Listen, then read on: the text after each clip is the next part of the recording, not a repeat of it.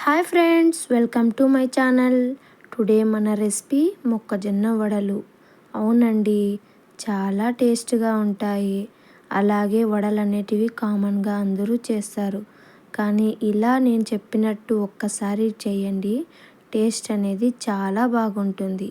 ఇంట్లో వాళ్ళు మళ్ళీ మళ్ళీ చేయమని చెప్తూ ఉంటారు. ఫస్ట్ మనము మొక్కజొన్నని బాగా వలుచుకున్న తర్వాత, అలాగే ఇక్కడ మనం మిక్సీ జార్లోకి పచ్చిమిర్చి, వెల్లుల్లి, అలాగే జీరా వేసి మిక్సీ పట్టేయాలి. మిక్సీ పట్టేసిన తర్వాత అదే మిక్సీ జార్లోకి మొక్కజొన్న కూడా వేసి మనము మిక్సీ పట్టేయాలి. అలా అని ఈ మిక్సీ పట్టేటప్పుడు మొక్కజొన్న అనేది కాస్త బరకగా ఉంటే సరిపోతుంది. మరీ పల్చగా మనం బాగా ఫైన్ పేస్ట్ చేసేస్తే నీళ్ళు అనేది మొక్కజొన్న వదిలేస్తుంది.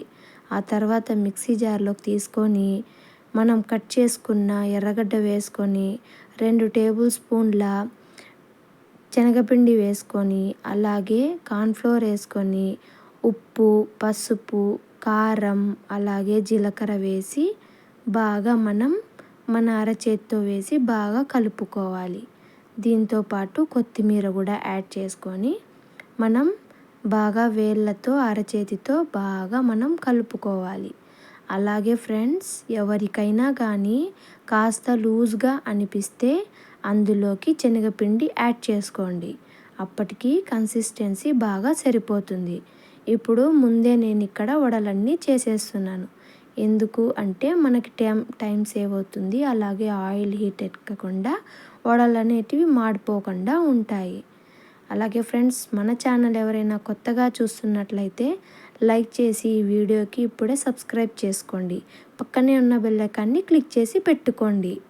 ఇప్పుడు మనం ప్యాన్ పెట్టుకొని ఆయిల్ హీట్ అయిన తర్వాత అందులోకి ఒక్కొక్క వడ అనేటివి మెల్లిగా వేసుకుంటూ మనం బాగా ఫ్రై చేసుకోవాలి. ఇక్కడ మనం మొక్కజొన్న అనేది మిక్సీ పట్టాం కాబట్టి అన్నీ మొక్కజొన్న కంకులు పగిలి ఉంటాయి కాబట్టి మనకి నూనెలో వేసినప్పుడు పగలకుండా బాగా ఉడుకుతాయి. ఇలా మనము నూనెలో వేసుకున్నప్పుడు హై ఫ్లేమ్లో పెట్టి వేసుకొని ఆ తర్వాత మీడియం ఫ్లేమ్లోకి పెట్టేయాలి. అలా అని లో ఫ్లేమ్లో కూడా పెట్టకూడదు, ఎందుకంటే నూనె అనేది వడలన్నీ లాగేస్తాయి. హై ఫ్లేమ్లో పెడితే మాడిపోతాయి. చూసారు కదా ఫ్రెండ్స్, ఇలా అయితే చాలా సింపుల్గా మనకి మొక్కజొన్న వడలు అయితే రెడీ అయిపోయాయి. ఇంతే ఫ్రెండ్స్, చాలా సింపుల్ అండ్ ఈజీగా మనమైతే మన మొక్కజొన్న వడలు చేసుకొని ఎక్కడికైనా వెళ్ళేటప్పుడు ఈవినింగ్ స్నాక్స్ టైమ్స్లో బాగా హెల్దీ ఫుడ్ అండి, మంచిది, నూనె కూడా తక్కువ ఉంటుంది. నేను చెప్పిన విధంగా ఒక్కసారి ట్రై చేయండి ఫ్రెండ్స్. అలాగే మీకు ఎలా కుదిరిందో తప్పకుండా కమెంట్స్లో షేర్ చేసుకోండి.